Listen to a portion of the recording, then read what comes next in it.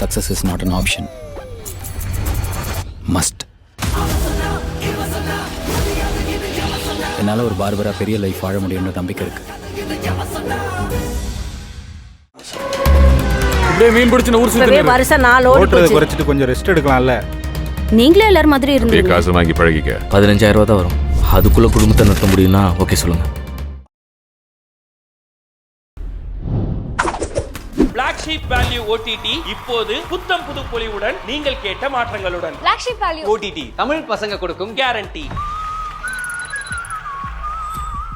அடுத்ததாக கேள்விகள் அரசியல் நீங்களாக கோட் படத்தை பற்றிய கேள்விகள் வெங்கட் பிரபு பேசுவோம். இப்போ வந்து எல்லா விஜய் ஃபேன்ஸுக்கும் வந்துட்டு ஃபஸ்ட்டு ஆடியோ லான்ச் இது நடத்துவீங்களா? அதுதான் வந்து பெரிய கொஸ்டினாக போய்கிட்டு இருக்கு. அதுக்கான பதில் வந்து நீங்கள் சொல்லுவீங்கன்னு பார்த்தா சொல்லலை. ஆஸ் எ விஜய் ஃபேன் நானும் வெயிட்டிங். இல்லை அது நடத்துகிற பிளான் உங்களுக்கு இருக்கா? அர்ச்சனா மேடம்கிட்டையும் கேட்டால் சொல்லணும். இல்லை அது விஜய் சார் தான் சொல்லணும். அவங்க டிசிஷன் தான். ஸோ இதாக இருந்தனாலும் இன்னொரு ஃபியூ டேஸில் அனௌன்ஸ்மெண்ட் வந்துடும். இருக்குது இல்லை அப்படிங்கிற அனௌன்ஸ்மெண்ட் வந்து தளபதி தான் சொல்லுவோம். அஃபிஷியலாக நாங்கள் சொல்லிடுவோம். வெங்கட் சார், நீங்கள் வந்து நிறைய ஈவெண்ட்லேயும் சரி ப்ரெஸ் மீட்லையும் சொல்லியிருக்கீங்க அஜித் சார்கிட்ட நான் நிறைய கற்றுக்கணுன்ட்டு. அதே மாதிரி விஜய் சார்கிட்ட என்ன கற்றுக்குனீங்க? எப்படி ஒழுக்கமாக ஒரு விஷயம் பண்ணுறதுங்கிறது வந்து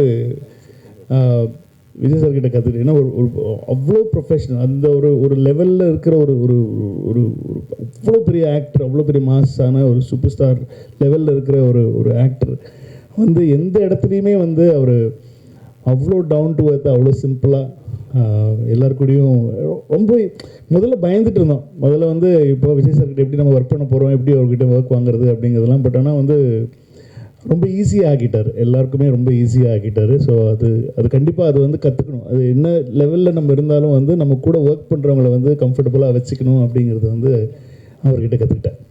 வெங்கட் பிரபு சார், ஆக்சுவலாக இதில் வந்து இங்கிலீஷில் நேம் வச்சுருக்கீங்க. ஆனால் ட்ரெய்லரில் முடிக்கும் போது முருகர் தமிழ் கடவுள் பாட்டை வச்சு போட்டிருக்கீங்க. தமிழன் சார் நான். அப்போ இங்கிலீஷில் வச்சுருக்கீங்க. அது பேன் இண்டியாக்காக இல்லை, எனக்கு என்னென்னா ஒரே டைட்டில் தான். ஒன்றும் இல்லை சார். இப்போ என்ன அது என்ன சிம்பிள் மேட்ரு என்னென்னா வந்து இப்போது இந்த சோஷியல் மீடியா வந்ததுனால வந்து ஹேஷ்டேக்லாம் வந்து ஒரே ஹேஷ்டேக்காக இருந்துச்சுன்னா எல்லா லாங்குவேஜ்லேயும் பொருந்தும் அப்படின்வாங்க. இப்போ தமிழில் ஒன்று வச்சிட்டோன்னா அது தமிழ்நாட்டில் மட்டும்தான் ட்ரெண்ட் ஆகும், தெலுங்குல ஒன்று வச்சிட்டோன்னா தெலுங்குல மட்டும்தான். ஸோ அதனால தான் இப்போ மேக்ஸிமம் எல்லா படத்துலையும் பார்த்தீங்கன்னா ஒரே டைட்டில் வச்சிடுறாங்க. வச்சுட்டா அது வந்து எல்லா இடத்துக்கும் பொதுவாக இப்போ இருக்கிற பெரிய படங்களுக்கு சொல்கிறேன். அதாவது வந்து ஒரு பேன் இண்டியன் ஒரு ஆடியன்ஸை வந்து கவர் பண்ணணுங்கிற படங்களுக்கு வந்து அது ஒரு தேவையாக இருக்குது. அதனால தான் நான் நிறைய டைட்டில்ஸ் யோசித்தேன் தமிழில். ஆனால் அதெல்லாம் வந்து அதுக்கு தெலுங்கில் ஒரு டைட்டில் வைக்கணும், ஹிந்தியில் ஒரு டைட்டில் வைக்கணுங்கிறதுனால ஒரே டைட்டிலாக வச்சுட்டோம். இல்லை, நான் என்ன நினச்சேன்னா எம்ஜிஆர் வந்து நல்ல நேரம்னு வச்சுருந்தாங்க. ஸோ அதனால தான் தமிழில் வைக்க முடியலன்னு கிரேட்டஸ்ட் ஆஃப் ஆல் டைம் அப்படி வச்சிட்டிங்களான்னு புரட்சி தலைவர் அவர் தான் வச்சிருந்தார் நல்ல நேரம். அதுக்கப்புறம் அந்த டைட்டில் எடுக்க முடியாதுன்றதுனால வச்சிருக்கீங்களோ? இல்லை, அப்படிலாம் இல்லை. கிரேட்டஸ்ட் ஆஃப் ஆல் டைம் இனிமேல் யாராலையும் வச்சுக்க முடியாதுங்கிறதுக்காக தான் வச்சுருக்கேன். Thank you. I mean I'm a big fan of கில்லி. அதனால் வந்து அது கரெக்டாக ஒரு இடத்துல அமைஞ்சுது படத்துலையும். ஸோ அதனால் அது யூஸ் பண்ணிட்டோம். சார் இங்கே அண்ணாதுரை அண்ணாமலை ஒரு நிமிஷம் மைக் வரும். மைக் வந்தோடனே சொல்லுங்க. சார் இங்கே ஒரு நிமிஷம் லிட்டில் டாக்ஸ் ஒரு 1.5 நிமிஷம் வெயிட் பண்ணுங்க. Sir Venkat sir, Vijay sir பர்த்டேக்கு ஒரு கிளிம்ஸ் ஒன்று வந்துருந்துச்சு. அதுவாகட்டும், தேர்ட் சிங்கிள் ஆகட்டும், இப்போ வந்து இந்த ட்ரெய்லர் ஆகட்டும், இதில் இடம்பெற்றிருக்க இந்த டிஏஜிங் அந்த அப்படின்றது வந்து ஒவ்வொரு வாட்டியுமே அந்த மீமில் வந்து ட்ரெண்ட் ஆகிட்டு இருந்தது. ஃபேஸ்புக் சோஷியல் மீடியா எல்லாத்துலேயுமே ட்ரெண்ட் ஆகிட்டு இருந்தது. ஸோ இதற்கான உங்கள் பதில் என்ன? ஏன்னா அதுக்கு வந்து ஃபேன்ஸுக்கு வந்து கொஞ்சம் டிசப்பாயின்மெண்ட்டாக இருக்கிற மாதிரி தான் இருக்குது. படத்தில் எப்படி இருக்கும்? கண்டிப்பாக வி ஒர்க்ட் ஆன் தட். ஏன்னா வந்து நான் ஃபஸ்ட்டு பிளான் பண்ணது வந்து அவரை வந்து கிட்டத்தட்ட ஒரு 22-23 year old மாதிரி நான் காட்டணும்னு சொல்லி ஆசைப்பட்டேன். அப்படி ஒர்க் பண்ணும்போது என்ன ஆயிடுச்சுன்னா வந்து விஜய் சார் சொன்னார், டேய் கடைசியில் வந்து என்ன மாதிரி இல்லாமல் போயிட போதுரா, அது என்ன மாதிரியே வச்சுக்கோ, அது மட்டும் மெயின்டைன் பண்ணிக்கோ அப்படின்னு சொல்லி சொன்னோம். இது நாங்கள் ஃபஸ்ட்டு ஒர்க் பண்ணும்போது என்ன ஆயிடுச்சு, என்ன யோசிச்சு பண்ணோம் அப்படின்னு சொன்னால் வந்து அந்த அவருடைய பேசிக்காக ஜாலைன் தான். நம்ம சின்ன வயசில் இருக்கும்போது இருக்கிற ஜாலைன் இப்போ நம்மளே திடீர்னு சேவ் பண்ணிட்டு மீசெல்லாம் எடுத்துகிட்டு வந்துட்டோம்னு வச்சுக்கோங்களேன், நம்மளே பார்க்க முடியாது. நம்ம என்ன சொல்லுவோம், ஐட்டே என்னடா இப்படி ஆகிட்டேன் அப்படின்னு சொல்லுவோம். அந்த மாதிரி நம்மளுக்கு ரொம்ப பழக்கப்பட்ட முகம் இல்லை விஜய் சாரோட முகம், ரொம்ப பழக்கப்பட்ட அந்த டக்குன்னு நம்மளால் வந்து அதை ஏற்றுக்கிறது ரொம்ப டைம் ஆகும்.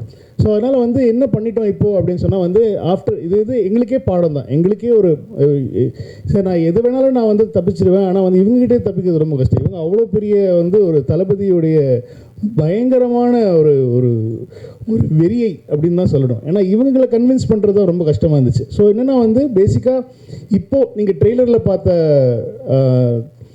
தளபதி, அதாவது யங் தளபதி தான் வந்து இப்போது கிட்டத்தட்ட ஃபைனலான ஒரு ஒரு லுக். ஏன்னா முன்னாடி இந்த ஸ்பார்க் சாங்கில் வரும்போது ரொம்ப ஒட்டி இருக்கும், சின்னெல்லாம் ரொம்ப கண்ணெல்லாம் ரொம்ப ஒட்டி இருந்ததுனால வந்து நிறைய பேருக்கு அதை ஏற்றுக்கவே முடியல. ஏன்னா வேறு மாதிரி இருக்காரு, அது வந்து ரொம்ப ஒல்லியாக இருக்காரு அப்படிங்கிற மாதிரிலாம் சொல்லிட்டு இருந்தாங்க. ஸோ அது வந்து எங்களுக்கு ஒரு ஒரு பெரிய ஒரு பெரிய பெல் அடிச்சுது. இல்லை நம்ம பெரிய எக்ஸ்பெரிமெண்ட்லாம் பண்ணக்கூடாது, அது இன்னும் கொஞ்சம் அது பண்ணிட்டாலே போகிறோம், அவரை கொஞ்சம் எங்கே காட்டிட்டாலே போகிறோம், ரொம்ப ஃபிசிக்கலாக பெருசாக சேஞ்சஸ் வேண்டாம் அப்படின்னு சொல்லிட்டு இப்போ டிசைட் பண்ணி அதனால தான் எங்களுக்கு ட்ரெய்லரும் கொஞ்சம் லேட் ஆச்சு. ஸோ ட்ரெய்லரில் வி ஹேட் டு ரீஒர்க். ஏன்னா முன்னாடி பண்ணதுலேருந்து நாங்கள் திரும்ப ரீஒர்க் பண்ணி இப்போ எல்லாருக்கும் பழக்கமாக பிடிக்கிற மாதிரியான ஒரு விஜய் சாரை தான் நீங்கள் படத்தில் ஸோ அதே மாதிரி அதுக்கு வந்து ஒரு ஆல்டர்னேட் ஆப்ஷனாக வந்து திருவனந்தபுரத்தில் அந்த ஷூட் நடந்துட்டு இருக்கும்போது ஃபேன்ஸ் மீட்டில் வந்து க்ளீன் ஷேவ் பண்ணிட்டு அந்த பஸ் மேலே ஏறி நின்று, ஸோ அந்த லுக்கே நல்லா இருக்கு. ஸோ ஏன் இந்த மாதிரி ஒரு டிஏஜிங் லுக் வந்து ஃபஸ்ட்டு அவர் ஷேவ் பண்ணிட்டு வந்தபோது கேவலமாக திட்டினாங்க, என்ன எப்படிடா இவ்வளோ பெரிய அழகான ஒருத்தர் இதுக்குடா மீசியை ஷேவ் பண்ண வச்சேன்னு திட்டினாங்க. இப்போ நீங்கள் அதுவே நல்லா இருக்குன்றீங்க. இந்த மாதிரி ஒருத்தரை பார்க்க பழகிடும், அவ்வளோதான் மேட்ரு. கொஸ்டின் டு அர்ச்சனா, உங்களுக்கு தான் மேடம். நீங்களே வந்து உங்கள் ஃபேமிலி பார்த்தீங்கன்னா உங்களோட பிஸ்னஸ் வந்து earlier business, you are very much pioneers into software industry, புரியுதுங்களா? அப்படி இருக்கும்போது you have a very good experience உங்கள் ஃபேமிலியில். அப்போ ஏன் நீங்கள் வந்து VFX course you went into US, இங்கே உங்களுக்கு அந்த அளவுக்கு கிடைக்கல எங்கள் ஃபெசிலிட்டிஸ்? இல்லை சார், மீனா லோலா வந்து is the best in the world for இந்த பர்டிகுலர் டெக்னாலஜிக்கு they are the best. And எங்களுக்கு வந்து நாங்கள் முதலையே பேசும்போது டெக்னிக்கலி ஸ்ட்ராங்காக ஒரு படம் பண்ணணும். அண்ட் சார் வச்சு ஒரு படம் பண்ணும்போது எஸ்பெஷலி டச்சிங் ஹிஸ் ஃபேஸுன்றது ரொம்ப ஒரு சென்சிட்டிவான மேட்டர். அதை கரெக்டாக பண்ணணும். ஏன்னா யாராலையும் அது தப்பாக யாருமே சொல்லக்கூடாது, அதை பற்றி பண்ணக்கூடாதுன்றதுல நாங்கள் 2 பேருமே ரொம்ப ரொம்ப கிளியராக இருந்தோம். ஸோ அப்போ யார் பெஸ்ட் இந்த வேர்ல்டுன்னு பார்க்கும்போது we went to the US. எல்லா கம்பெனிஸையும் மீட் பண்ணிவிட்டு அவங்க என்னெல்லாம் பண்ணியிருக்காங்க, என்ன ஒர்க் பண்ணியிருக்காங்கன்னு பார்த்து இங்கே அந்த டெக்னாலஜி இன்னும் வரல. ஏன்னா நாங்கள் பண்ணுறதுன்றது 3Dலேயே வந்து டிஏஜ் பண்ணி டபுள் ஆக்ஷன் பண்ணியிருக்கோம், which is very very difficult. Correct தானே சொல்லிட்டு இருக்கேன்? யா, ஸோ அதனால தான் வந்து we decided to go because we didn't want to compromise on anything. Thank you sir. Vijay sir trailer பார்த்துட்டு உங்ககிட்ட ஏதாவது சொன்ன ரியாக்ஷன், மூவி அண்ட் ட்ரெய்லர் பார்த்துட்டு உங்ககிட்ட சொன்ன ரியாக்ஷன், அப்புறம் எங்களுக்கு பார்த்துக்கப்புறம் விஜய் சார் உங்ககிட்ட என்ன ஏதாவது வார்த்தை ஷேர் பண்ணாரா? ஒரு ஃபஸ்ட்டு பார்த்து பிடிச்சது அவருக்கு எல்லா ஸ்டேஜஸுமே தெரியும். நான் இந்த ட்ரெய்லரோடைய சிஜி இல்லாத வெர்ஷன்லேருந்து அவர் பார்த்துட்ருக்காரு, நாங்கள் போட்ட ரஃப் மியூசிக்லேருந்து பார்த்துட்ருக்காரு. ஸோ அவருக்கு ஃபஸ்ட்டு எல்லாமே தெரியுங்கிறதுனால வந்து is very happy with the process தான். முன்னாடி இருந்தது எப்படி இருக்குது, இப்போ எப்படி வந்திருக்கு அப்படிங்கிற ப்ராசஸ் வந்து இஸ் வெரி ஹாப்பி. படமும் பார்த்துட்டாங்க, படம் பார்த்துட்டு எல்லோரும் பார்த்துட்டு is very happy with the output. So ஆனால் ஃபைனல் நான் இப்போ அதாவது வந்து ப்ராப்பர் சிஜி இல்லாமல் ப்ராப்பர் ரீரெக்கார்டிங் இல்லாமல் பார்த்தாங்க, அதாவது டபுள் பாசிட்டிவ்னு சொல்லுவோம் நம்ம சினிமாவில். ஸோ இப்போ வந்து ஃபர்ஸ்ட் காப்பி ரெடி ஆன உடனே ஃபர்ஸ்ட் காப்பி எப்படி இருக்குது அவுட்புட்டுங்கிறது கண்டிப்பாக பார்ப்பாங்க. அப்போ பார்த்துட்டோன்னே என்னன்னு சொன்னாருன்னு சொல்கிறேன் நான். வெங்கட் சார், ஒரு நிமிஷம் அண்ணாதுரை, ஒரு கேளுங்க. வெங்கட் சார், இப்போ படம் கமர்ஷியலாகவும் நல்லா வந்திருக்குன்னீங்க, கண்டென்ட்டாகவும் நல்லா இருக்குன்னு சொன்னீங்க. அப்போ அந்த கண்டென்ட்னா என்ன இருக்குது? கண்டென்ட்டுக்குள்ளே அரசியல் சார்ந்த விஷயங்கள் பேசியிருக்கீங்களா, இருக்கா? இல்லை அது இல்லாத பட்சத்தில் உங்களை வந்து வைக்க சொல்லி வற்புறுத்தினாரா விஜய்? இல்லை அவர் அதெல்லாம் ஒன்றுமே பண்ண மாட்டார். அவர் அது வந்து இது எனக்கு இது வேணும், இந்த மாதிரி இடத்துல இது வேணும், இந்த பஞ்ச் டைலாக் வேணும் அப்படிலாம் சொல்லி அவர் எந்த இடத்துலையுமே வந்து அவர் சொன்னதே கிடையாது. அது விஜய் சாரே இல்லை அப்படிலாம். இந்த படம் வந்து ஒரு கமர்ஷியல் படம் தான். இந்த படம் வந்து அரசியல் படம் கிடையாது. அவரும் வந்து இந்த இடத்துல அவருக்கு அரசியல் பேசணும் அப்படிங்கிற எந்த இடமும் அவர் சொல்லலை.